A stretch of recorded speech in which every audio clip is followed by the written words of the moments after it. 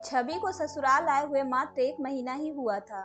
उसे लगने लगा था कि उसके परिवार में सभी सदस्य उसे पसंद नहीं करते हैं। ससुर जी और पतिदेव ही थे जो उसे मान व प्यार देते। सासू माँ को लगता था कि वह गांव से आई हुई लड़की है, इसलिए वह पूरी तरह से गंवार है। लेकिन ऐसा नहीं था। पढ़ी लिखी होने के साथ साथ वह समझदार भी थी। उसका मानना था कि जिसे सीखने की चाह हो वह सब सीख सकता है। शहर के तौर तरीकों को अपनाना कोई बड़ी बात नहीं है। अभी दिन बीत ही रहे थे। एक दिन उसकी सासू माँ रमा जी की सहेली घर आई हुई थी। उन्होंने बोला कि चाय बनाकर ले आए। खाली चाय लेकर आते देख रमा जी तुरंत छवि को टोकते हुए बोली, क्या तुम्हें इतना भी नहीं पता कि चाय खाली नहीं लाई जाती है? उसके साथ कुछ स्नैक्स भी होनी चाहिए। मैंने किचन में बना कर रखे हैं, बस गर्म ही करने हैं। जी मम्मी जी, मुझे पता है, पर मैं ओवन को चलाना नहीं जानती हूँ। क्या आप मुझे एक बार समझा देंगी? इतना कहना भर ही था, रमा जी की सहेली खिलखिलाकर हंसने लगी।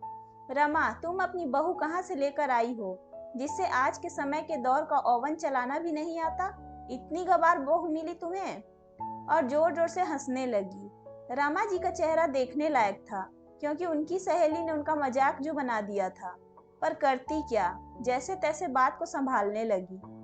मुश्किल से 5 मिनट भी नहीं बीते थे कि तभी देखा छवि ट्रे में स्नैक्स लेकर आ रही थी। रमा जी की सहेली पूछे बिना न रह पाई, तुमने यह कैसे किया? तुम्हें तो ओवन चलाना आता ही नहीं है। आंटी जी, जब ये सब उपकरण नहीं थे तब भी सभी काम होते थे, बस वही सब किया मैंने, मुस्कुराकर वह बोली। रमा जी इम्प्रेस तो हुई, पर फिर भी सास थी, कुछ बोली नहीं। एक दिन छवि छत से नीचे आ रही थी तो उसकी सास ने उसे देखा और बोला, तुम इस समय छत पे क्या कर रही थी? माँ, मैं कपड़े सुखाने गई थी।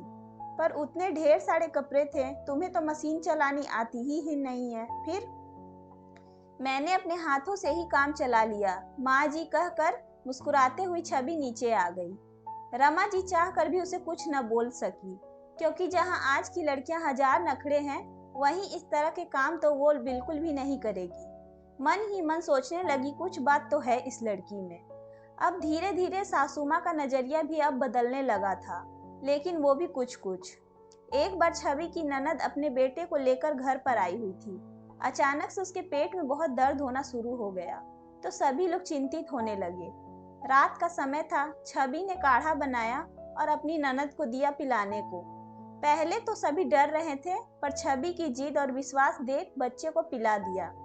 काढ़ा पीते ही थोड़ी देर में वह शांत हो गया, आराम से सो गया।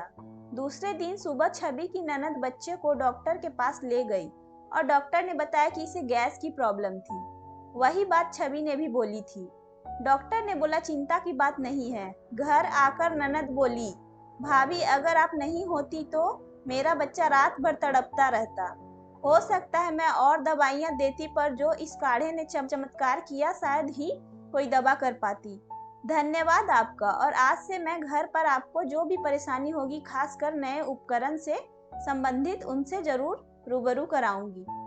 धन्यवाद दीदी, आपकी यह शिष्य तैयार है अपने गुरु से ज्ञान लेने को। सभी ठहाके लगाकर हंस पड़े। एक नई शुरुआत थी आज छवि के जीवन में।